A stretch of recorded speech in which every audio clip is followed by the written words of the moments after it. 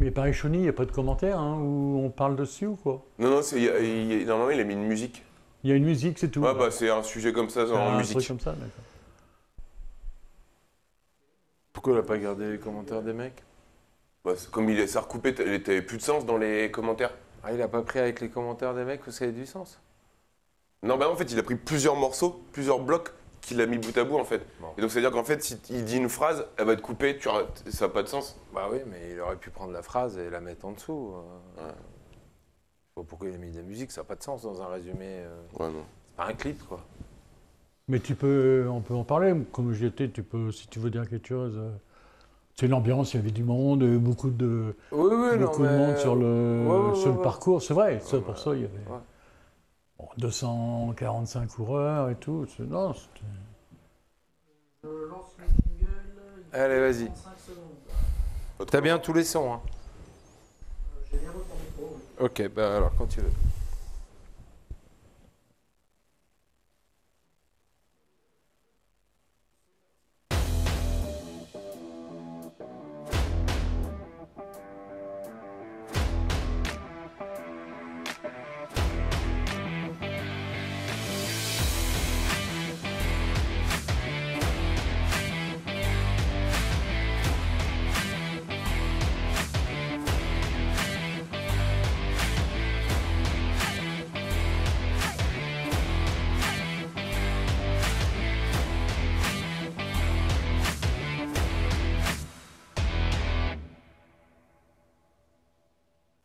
Salut à tous, on se retrouve en ce mardi 27 septembre. J'espère que vous êtes en pleine forme. Nous allons terminer ce mois de septembre par cette émission sport. Enfin, il y a encore les autres émissions de la semaine, mais en tout cas, ça sera la dernière émission sport de ce mois de septembre. Et on vous prévoit plutôt pour ce soir une très belle rencontre de SQBB qui reçoit Denain. Et c'est d'ailleurs avec ça que l'on va commencer dans quelques instants, enfin, qu'on va terminer cette émission dans quelques instants. J'espère que je ne vous ai pas perdu.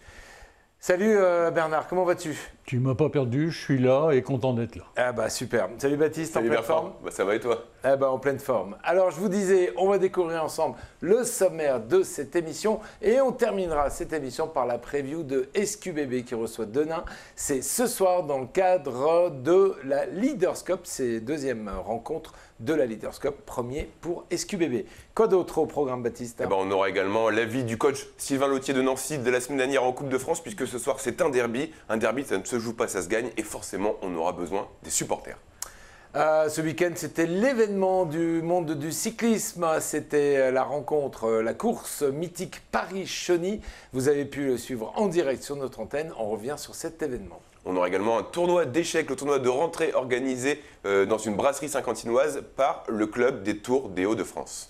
Vous allez découvrir une très belle opération sur la formation de la future génération 2024 des arbitres. Nous sommes allés à leur rencontre.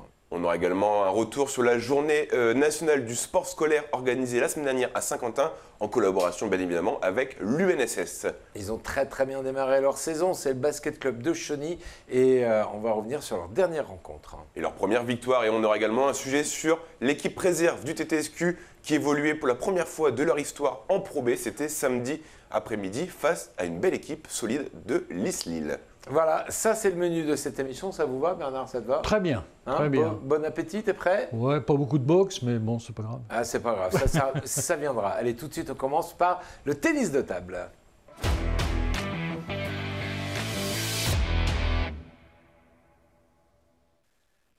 Bernard, je ne sais pas si quelqu'un a copié quelqu'un d'autre, mais en tout cas, l'équipe Pro B s'est inspirée de celle de la Pro A samedi, en fin d'après-midi, par une très belle rencontre. Très belle rencontre. Il faut dire hein, que c'était leur première saison en Pro B pour les filles qui sont montées. En plus, ils rencontraient une équipe qui, elle, descendait de Pro A. Donc vraiment, c'était très attendu. Et puis les filles se sont imposées 3-1. Là, j'aime bien, il y a du vert, face à une bonne équipe de l'Is-Lille, ancienne pensionnaire, comme je disais tout à l'heure, de la Pro A. Et une mention spéciale, Baptiste. Oui, forcément, Emily Bolton, hein, qui faisait partie et qui fait partie également de l'équipe Pro A, qui est une joueuse emblématique et importante de cette équipe de Pro B. C'est grâce notamment à sa victoire sur Margot de Greff que le tournant du match a eu lieu pour décrocher cette première victoire en Pro B. Chapeau, mesdames. Alors, ce qu'on va faire, c'est que ça s'est passé samedi après-midi, c'était au Palais des Sports. Il y avait du monde. Il y avait pas mal de monde, franchement, ça fait plaisir à voir. Dans la petite salle numéro 6 du TTSQ, il y avait quasi plus une chaise vide pour assister à cette rencontre et cette victoire des Saint-Quentinoises. Nous étions dans le public et un peu mieux que dans le public. Regardez, on vous a ramené le sujet qui suit.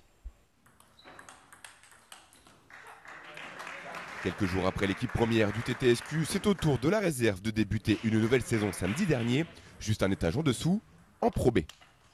Opposés à l'équipe de Lille, les Saint-Quentinoises s'attendaient forcément à une rencontre disputée. Une fierté pour le club, mais également pour son président. C'est une première pour nous, une équipe 2 en Pro B. On est très très fiers. Donc l'équipe qui a été reconduite cette année, c'est celle qui a fait monter l'équipe en Pro B. Elles l'ont mérité, donc elles y jouent. Effectivement, on rencontre l'équipe de Lille 2, qui est devenue l'équipe de Lille 1, suite à leur déconvenue financière. C'est donc une équipe costaud. Voilà, ça va être un match compliqué, mais c'est quand même prenable. Olga, elle souffre là, les prises de vitesse par Ryan Chung, effectivement. Donc Ryan, c'est une fille qu'on connaît bien, qui est dans les meilleures françaises depuis plusieurs années. Donc oui, c'est déjà un match clé alors que c'est le premier match de la saison. C'est vraiment une chance et puis encore une fois, c'était pas dans nos projets. Cette N1 est montée contre toute attente, donc on est très très fiers. Et donc, en plus, elle est composée de 2 jeunes joueuses, donc ça fait plaisir également.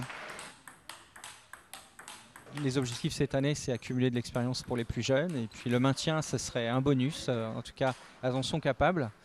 Et puis pour les... Voilà, la Pro B, c'est à la fois... Chez nous, ce n'est pas une équipe réserve. C'est vraiment une équipe 2 avec des titulaires de cette équipe qui pourraient, à terme, et on l'espère, évoluer pour occuper une place en Pro A. C'est le cas de Sarah De Vos, par exemple, qui progresse bien. Voilà l'objectif de cette équipe. Dans une rencontre à rebondissement, c'est finalement le TTSQ qui va s'imposer 3-1, grâce notamment à Emily Bolton, qui s'est démenée pour venir à bout de son adversaire. Une rentrée en Pro B réussie pour le TTSQ. C'est plutôt une belle perf, ça, messieurs. C'est une belle pour ces filles qui n'ont jamais connu ce niveau. Et c'est pas une équipe réserve, comme le dit Eric dans son interview. C'est vrai que rentrer et battre un ancien pensionnaire de l'élite du tennis de table français, fallait le faire quand même. Bernard, c'est dit quoi au classement? Alors, grâce à cette victoire, elles prennent la 2e place avant de se déplacer à Paris le 9 octobre prochain. Bon, quelque chose à rajouter sur le tennis de table, messieurs? On est complet? On en a eu suffisamment, mais on en redemande encore des victoires du TTSQ. Exactement. Mardi, la Pro A, samedi, la Pro B, jamais 203. Exactement, à suivre. Allez, tout de suite, la page basket.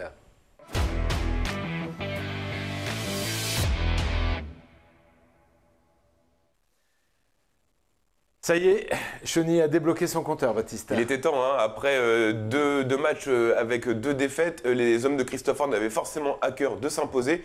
Qui plus est, à domicile, large victoire 102-75 face à la réserve du BC Orchy. Et les Chaunois ont notamment pu compter sur un Kevin Kaufmann des Grands Soirs avec 33 points pour lui. 102-75, c'est vraiment une victoire qui fait du bien au mental avant un nouveau déplacement la semaine prochaine. On rappelle dans quelle division ils évoluent? Alors ils évoluent en National 3 toujours, ils se sont maintenus assez facilement la saison dernière, les hommes de Christophe Horn. Et cette année, ils ont des ambitions un peu plus élevées et figuraient pourquoi pas dans la première partie du classement. Est-ce qu'il y a eu des nouveaux recrues, des nouveaux arrivants? Il y a eu des nouvelles recrues bien évidemment, Christophe a perdu certains joueurs, d'autres nouveaux joueurs sont arrivés pour compléter cet effectif et répondre aux objectifs fixés par le club. Allez, on regarde quelques images de cette rencontre. Cheny recevait Orchy.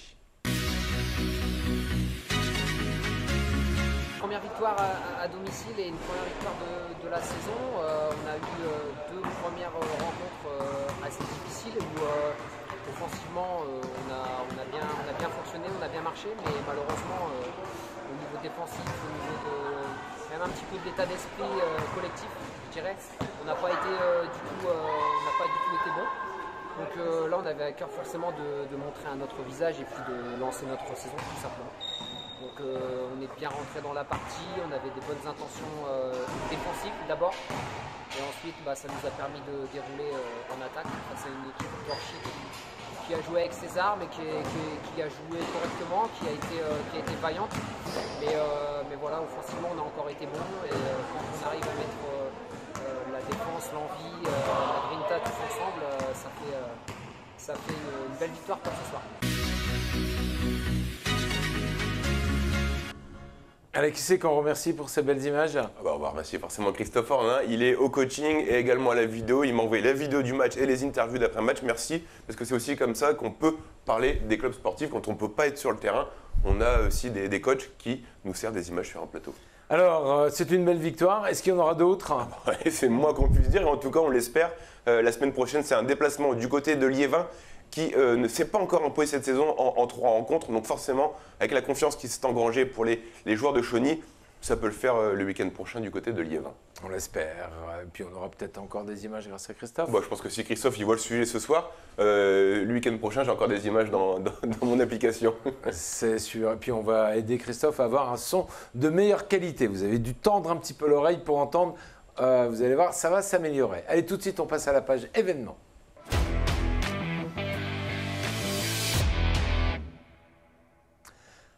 Alors comme vous le savez, le sport, vous pouvez le pratiquer dans des clubs, vous pouvez le pratiquer en mode loisir, vous pouvez le pratiquer à l'école, mais on peut aussi le pratiquer sous l'égide de l'UNSS. Exactement, c'est... Bernard, vas-y Bernard. c'est pour toi. C'était l'objectif de la journée, hein. L'UNSS organisait dans un lycée saint-quentinois une journée découverte de tous les sports, hein. Tous les sports, on pouvait les pratiquer.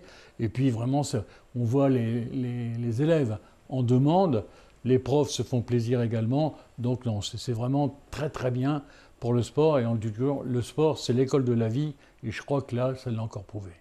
Baptiste, tu as quelque chose à rajouter? Oui, on peut dire qu'à tous les échelons du sport scolaire, des manifestations qui sont à la fois sportives, ludiques et ouvertes à tous sont organisées vraiment sur le thème même de l'inclusion par le sport. On sait que l'inclusion passe également par le sport, et c'est vraiment avec ces opérations que ça peut avoir lieu. Et à Saint-Quentin, cette journée était organisée mercredi dernier du côté de l'espace scolaire Condorcet. À peu près 500 élèves de tout le département avaient fait le déplacement. Allez, on y va. On était sur place. On vous propose de découvrir le sujet. Mercredi 21 septembre dernier, c'était la journée nationale du sport scolaire. À Saint-Quentin, comme partout en France, différents établissements du département étaient réunis à l'espace scolaire Condorcet pour découvrir de nombreuses disciplines sportives. C'est une journée nationale du sport scolaire qui est un événement qui se passe sur tout le territoire français, mais qui est décliné au niveau local. Donc nous, c'est le district UNSS de Saint-Quentin qui organise cette journée et qui a convié tous les établissements qui le souhaitaient à venir participer à la journée. Alors aujourd'hui, on a du tchoukball, on a du laser run, on a du handball, on a du circuit training, on a du basketball, et c'est le club du SQBB JSC qui nous gère l'atelier. On a du volley, là aussi c'est le SQVB avec des joueurs pros qui gèrent l'atelier. Et on a la mairie qui nous tient 2 ateliers également, du kinball et de l'archerie, c'est comme du paintball mais avec des arcs. Le sport permet de véhiculer des valeurs de collaboration et d'acceptation de l'autre. On a notamment des établissements, avec des publics à profil particulier qui sont là aujourd'hui et qui participent avec les autres élèves et qui sont totalement intégrés parmi nous. Le sport, c'est l'école de la vie. Une journée entière dédiée au sport scolaire pour le plus grand plaisir des enfants. J'adore le sport, et du coup je viens essayer à peu près tout ce qu'il y a ici. J'adore en faire, et puis c'est bien de se mettre en forme. Avec le collège, on a fait une sortie, et c'est pour ma copine que je suis venue parce qu'elle n'a pas encore de sport et on essaye d'en trouver un, et du coup je l'ai accompagnée. C'est bien de faire une activité sportive pour être en forme, pour bien se sentir bien. Parce que j'adore le sport, j'en fais dans la vie de tous les jours, et puis c'est ma passion. Avec presque 500 élèves réunis, cette édition 2022 est d'ores et déjà une véritable réussite. En effet, le sport et l'école sont 2 éléments totalement compatibles. Finalement, Bernard, ça a un petit goût de fête du sport, cette rencontre. Hein. Oui, tout à fait. Puis bon, c'est bien de faire du sport, surtout pour commencer quand on est jeune comme ça, et pourquoi pas les retrouver dans un club la saison prochaine. Tous ces jeunes que tu as rencontrés, tu as discuté avec eux, certains d'entre eux faisaient déjà partie d'un club? Oui, certains, il y avait beaucoup de footeux, mais certains n'avaient pas encore de club, ni de sport de prédilection, on va dire, et grâce à cette opération, certains ont dit je vais peut-être aller essayer dans un club de faire ça parce que c'est du sport, et comme l'a dit la jeune Mia, voilà, le sport ça permet de s'entretenir, et comme le disait Claire dans son sujet, le sport c'est l'école de la vie, sans paraphraser Bernard bien évidemment. Ce qui est bien aussi, c'est que ça donne aussi l'occasion à ces jeunes de découvrir des sports vers lesquels ils n'iraient pas naturellement. Ouais, c'est ça, parce qu'il y avait quand même une quinzaine de disciplines différentes proposées, des sports qui sortent un petit peu de l'ordinaire. Tu l'as dit, le tchoukball, le kinball, c'est des sports qu'on n'a pas l'habitude d'évoquer tous les jours. Et là pourtant, on peut s'y essayer, et encore une fois, c'est totalement gratuit. Voilà, donc tu vois, Bernard, ce qu'il faut faire à la fête du sport, il faut amener des sports un peu inattendus en termes de démonstration. C'est vrai, tout à fait. Non, puis ce qui est bien, c'est que là, tout est rassemblé sur le même terrain, il n'y a pas besoin de se déplacer, hein, on fait tout sur le même terrain. Chapeau à l'UNSS. Bravo à eux. Tiens, on va parler de formation des arbitres. Exactement. Ça vous parle? Ça me parle. Un petit jingle ou on n'a pas de jingle? Je pense qu'on n'a pas de jingle. On est toujours dans la rubrique événement. On reste dans la rubrique basket. Alors dans la rubrique, en tout cas, événement. Et tu nous en dis un peu plus puisque on va changer d'école et on va parler arbitrage. J'ai passé ma semaine dernière dans les écoles de Saint-Quentin et dans les collèges. Et là, on va prendre la direction du lycée Collard-Noël où était organisée une journée de formation à l'arbitrage au football pour les élèves volontaires, avec pas n'importe qui à la baguette de cette formation, monsieur Rudy Buquet, qui est arbitre international, qui d'ailleurs sera ce soir au Parc des Princes pour arbitrer la rencontre Brésil-Tunisie. Une journée en 2 temps, le matin la théorie et l'après-midi on va sur le terrain et on pratique. C'était quoi le ressenti de ces jeunes à la rencontre de cet arbitre? Je ne sais pas si je vais le dire, peut-être laisser les élèves le dire, ils le diront mieux que moi d'avoir leur ressenti, mais beaucoup d'admiration pour un tel arbitre quand même. Rudy Buquet, c'est quasi 300 matchs à son actif. Donc voilà, quand on l'a à côté de nous, et franchement, très sympathique, très abordable. Et les jeunes étaient vraiment en demande. Bernard? C'est un Picard. Il est né à Amiens. On va le signaler quand même. Tu as tout à fait raison. Allez, on va ensemble du côté de l'établissement Collard-Noël qui avait organisé cet événement. L'équipe qui a le ballon récupère le ballon. Dans le cadre du label Génération 2024, le lycée Collard-Noël de Saint-Quentin a mis en place une journée de formation à l'arbitrage du football avec la participation de Rudy Buquet, arbitre international et parrain de ce projet. L'objectif de ce label, développer les passerelles entre le monde scolaire et le mouvement sportif. On voulait aussi qu'on ait de plus en plus d'élèves arbitres, puisqu'on a une section futsal ici, une section futsal féminine, mais néanmoins, il y a aussi des garçons. Et on souhaite donc faire en sorte qu'il y ait de plus en plus de jeunes arbitres et que ces valeurs sportives puissent se décliner au sein de notre établissement. Ce matin, il est plutôt en conférence sur l'arbitrage, c'est-à-dire que tous les élèves sont volontaires et c'est ceux qui souhaitaient découvrir l'arbitrage au sein de notre établissement. Et cet après-midi, on ira sur le terrain, y compris les enseignants d'ailleurs, faire un tournoi où Rudy donc, continuera à arbitrer, mais aussi à mettre des jeunes arbitres en situation et leur expliquer pourquoi il faut siffler telle faute ou pas. L'arbitre aux 300 rencontres, formateur également, prend plaisir à partager son expérience avec les jeunes. C'est d'abord un plaisir d'être parmi eux et puis de transmettre un petit peu cette pédagogie de l'arbitrage et quelques notions sur notre fonction. Voilà, donc au quotidien, et puis leur apporter une petite aide pour également leur pratique. On se replonge un petit peu quelques années, voire quelques dizaines d'années. Et puis ça permet aussi de transmettre un petit peu le flambeau et puis d'en amener pourquoi pas quelques-uns à l'arbitrage et puis à cette fonction qui amène tant de plaisir. Je suis formateur, oui, je cherche à trouver aussi pas mal de promouvoir cette fonction et puis d'en amener le maximum à cette fonction dans l'arbitrage. Voilà, le but est de leur donner un maximum de plaisir et puis pourquoi pas qu'ils s'épanouissent dans cette fonction. Je serai le premier heureux trouver une pépite parmi eux. Donc voilà, donc maintenant voilà, c'est que chacun s'épanouisse dans son sport et puis trouve sa voie et puis puisse justement pratiquer dans les meilleures des conditions. Un plaisir forcément partagé par les élèves en formation, avec aussi beaucoup d'admiration. C'est un grand honneur, j'ai déjà rencontré l'année dernière, mais c'est toujours plaisant de le voir ici, dans Saint-Quentin, où on est dans un lycée. Dans un lycée, c'est toujours bien. On a le regard de Rudy Buquet sur nous, mais après, sinon, non, faut pas trop stresser. C'est ta décision de toi et après, on s'en fout des gens un peu. C'est aussi plaisant de voir le jeu d'un autre angle. En plein milieu du terrain, on voit un peu tout et c'est aussi plaisant. Ouais.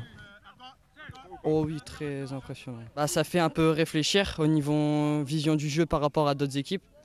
Si on est dans une équipe, on peut voir d'autres styles de jeu du coup pour faire avec son équipe. Même si tel élève présent ne deviendra pas arbitre, cette journée a permis de découvrir le foot avec une vision différente, tout en respectant les valeurs du sport. C'est vrai que cette vision différente d'être à côté de l'arbitre et se mettre à la place de l'arbitre lorsqu'on est joueur, ça permet de la rencontre complètement différemment quand on se retrouve sur le terrain avec son poste de joueur. Ouais, et surtout aussi d'avoir un peu plus de respect peut-être envers les arbitres, parce qu'on le répétera jamais assez, s'il n'y a pas d'arbitre, il n'y a pas de match, il n'y a pas de compétition. Donc voilà, et se mettre à la place d'un arbitre pendant une après-midi, quand tu rentres chez toi le soir, tu dis « Ah ouais, bon la prochaine fois peut-être que je ferai un peu plus attention, un peu plus de respect ». Et puis voilà, c'est également voir le foot et le sport différemment. Une très belle opération organisée par l'établissement Collard Noël. Allez, restez avec nous, dans quelques instants, on va aborder la deuxième partie de cette émission.